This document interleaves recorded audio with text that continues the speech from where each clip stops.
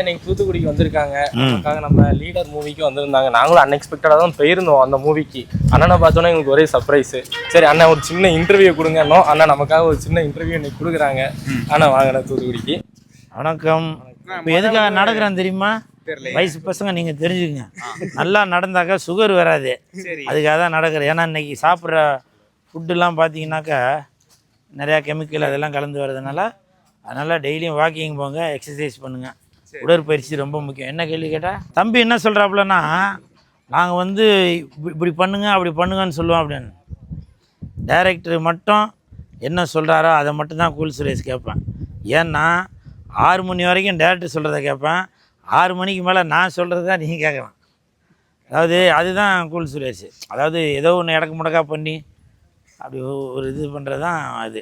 அதாவது வீடியோ பார்க்குறவங்க சீட்டு நுனியில் உட்காந்துருக்கணும். ஐயோ அடுத்து இவன் என்ன பண்ண போகிறான் தெரியலையா அப்படின்னு. என்னப்பா கரெக்டாக இல்லையா? கரெக்டு தானே, அதுதான் நம்ம அது. சரி.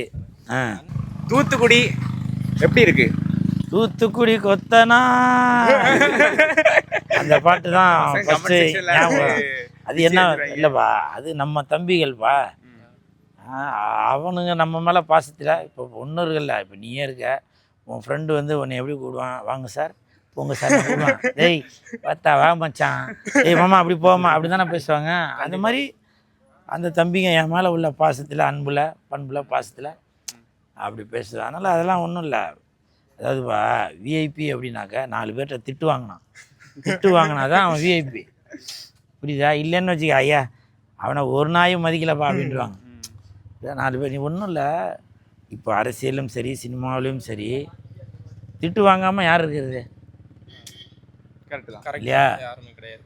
அதாவது அண்ணல் அம்பேத்கர் ஐயா அவர்கள், அவர் தான் சட்ட மேதை. ஆனால் அவரையும் திட்டுறாங்க. கண்டிப்பாக. இந்தியாவுக்கு சுதந்திரம் வாங்கி கொடுத்துற மகாத்மா காந்தியடிகள் ஐயா, அவங்களையும் திட்டுறாங்க. இப்போ தற்போதைய முதலமைச்சர் மு.க. ஸ்டாலின் ஐயா, அவரையும் திட்டுறாங்க. நாளைய முதல்வரா இல்லை அடுத்த முதல்வரா அப்படின்னு. அதனால் இப்போ நான் அடுத்த முதல்வர் தம்பி என்னைய சொன்னான் கூல் சுரேஷ்னு சொல்கிறேன். இப்போ நடிகர்களே எடுத்துகிட்டு இருக்கா, Vijay sir, Ajith sir, Rajini sir, Kamal sir, இவங்க எல்லாரையும் தான் திட்டுறீங்க. இது மட்டுமா? இப்போ நம்மளை காப்பாற்றுறது டாக்டரு, அவங்களையும் தான் திட்டுறீங்க. ஒரு இது எதனா ஒரு அசம்பாவிதம் நடந்த கூட காப்பாற்ற வராங்க போலீஸ், அவங்களையும் திட்டுறீங்க. யாரை தான் திட்டாமல் இருக்கீங்க? எல்லாரையுமே திட்டுறீங்க. அதுதான் இந்த நல்லா. அதனால் திட்டு வாங்குறது ரொம்ப சந்தோஷம் தான். என்ன கேள்வி கேட்டால் நான் வேற எங்கேயும் போயிட்டேன். தூத்துக்குடி மக்களை பற்றி சொல்லுங்கள். அதான் இப்போ சொன்னேன்ல, தூத்துக்குடி மக்கள், என் தம்பி மதன் இருக்கான், டேன் இருக்கான். இப்போ இதெல்லாம் வந்து தம்பி உடையான் படைக்கு அஞ்சான் அப்படின்னு சொல்லுவாங்கள்ல, அந்த மாதிரி இந்த ஊரோட பெருமை அப்படின்னாக்க தூத்துக்குடி அப்படின்னாலே முதல்ல உப்பு இல்லாமல் உலகமே இல்லை. உப்பு இல்லாத பண்டம் குப்பை இல்லை. உப்பு இல்லாமல் சாப்பிடவே முடியாது. புரியுதா? அப்படி நமக்கு சொரணையை கொடுக்குற ஊர் இது. கரெக்டா இல்லையா? கரெக்ட் தான். அதுதான் அது. தூத்துக்குடியில் கிளியாப்பட்டர் தேட்டரில் லீடர் படம் பார்த்துருந்தீங்க. அங்கே ரெஸ்பான்ஸ் எப்படி இருந்துச்சு? லீடர் படத்தை பற்றி ஒரு 2-3 வார்த்தைகள். சூப்பராக இருந்துச்சுப்பா. கிளியாப்பட்டா தேட்டரில் பப்ஸு சூப்பராக இருந்துச்சு. அந்த கூல்ட்ரிங்க்ஸு இது எல்லாத்தையும் அதை தான்ப்பா சொல்ல வரேன். இது எல்லாத்தையும் ஓவர்டேக் பண்ணுற மாதிரி லீடர் அந்த படம் மிகப்பெரிய ஒரு வரவேற்பு கொடுப்பாங்கன்னு நான் எதிர்பார்க்கவே இல்லை. நான் வந்து ஏன்னா படம் ரிலீஸ் ஆகி 2 வாரம் ஆச்சுல, அதனால் இது முன்ன பின்ன தான் கூட்டம் இருக்கும். அதுவும் இல்லாமல் லெஜண்ட் அவர்கள் வந்து பெரிய 50 படம் 100 படம் நடிச்சு வரல, அவர் 2வது படம் தான். அவருக்கு எப்படி வரவேற்பு இருக்குன்னு நான் எதிர்பார்க்கவே இல்லைப்பா. ஏதோ பெரிய ஒரு அஜித் சார், விஜய் சாருக்கு ஈக்குவலாக அவ்வளவு கூட்டம் நான் எதிர்பார்க்கவே இல்லை.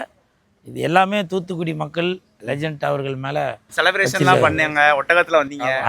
ஒட்டகத்தில் வந்தீங்களே, அது என்ன ஒரு பர்டிகுலர்? அது என்னன்னா, ஒட்டகத்தை கட்டிக்கோ கெட்டியாக ஒட்டிக்கோ பாரு. என் கூட வர தம்பிகள் இந்த டைலாக் அடிக்கடி சொல்லுவாங்க, போடு போடு. அதை இந்த 2 தம்பிகளுக்கும் அப்படியே பிடிச்சிக்கிட்டானுங்க. நேற்றுலேருந்து அதான் சொல்லிருக்கீங்களா? நானும் சொல்கிறேன் போடு. இல்லைப்பா, அது ஒரு எனர்ஜி பாரு.